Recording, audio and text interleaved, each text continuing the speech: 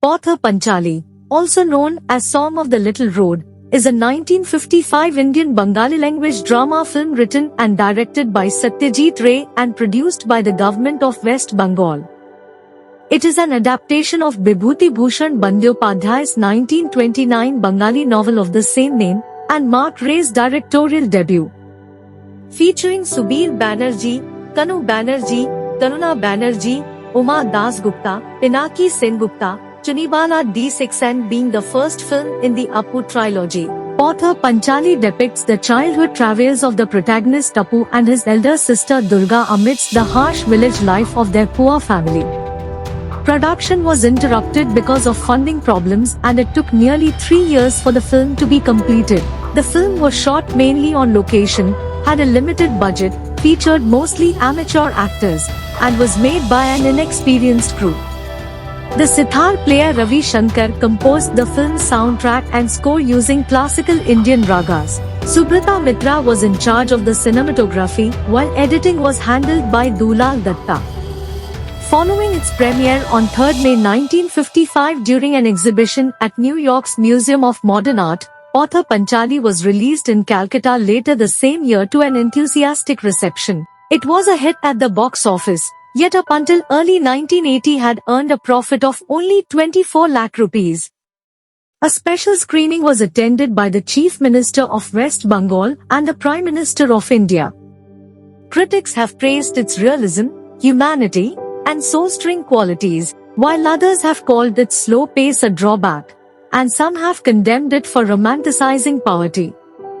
Scholars have commented on the film's lyrical quality and realism, influenced by Italian neorealism, its portrayal of the poverty and small delights of daily life, and the use of what the author Darius Cooper has termed the epiphany of wonder, among other themes.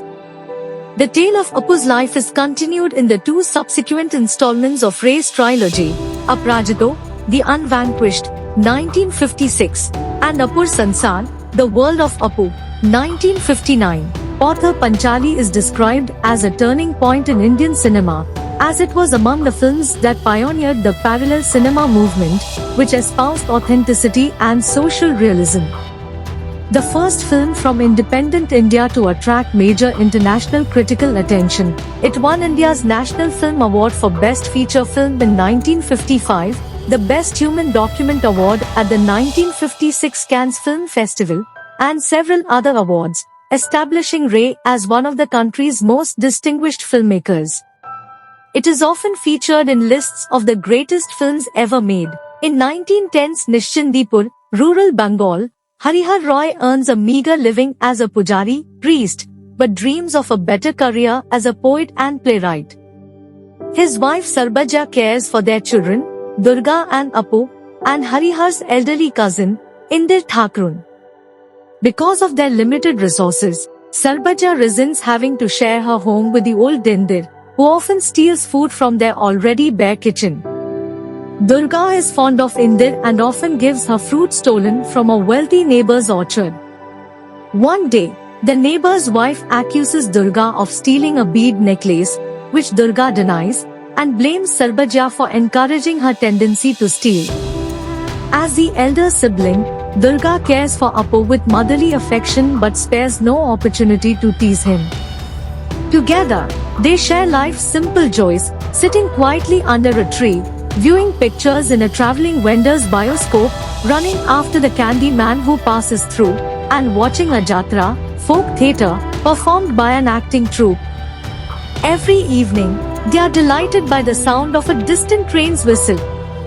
Sarbaja grows increasingly resentful of Indir and becomes more openly hostile, which causes Indir to take temporary refuge in the home of another relative.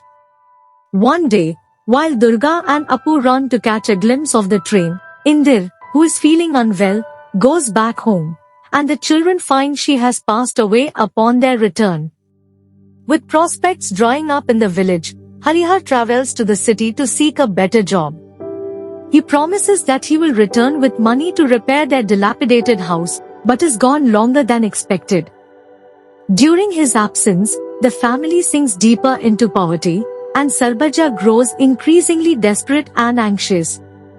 One day during the monsoon season, Durga plays in the downpour, catches a cold and develops a high fever. Her condition worsens as a thunderstorm batters the crumbling house with rain and wind, and she dies the next morning. Harihar returns home and starts to show Sarbaja the merchandise he has brought from the city.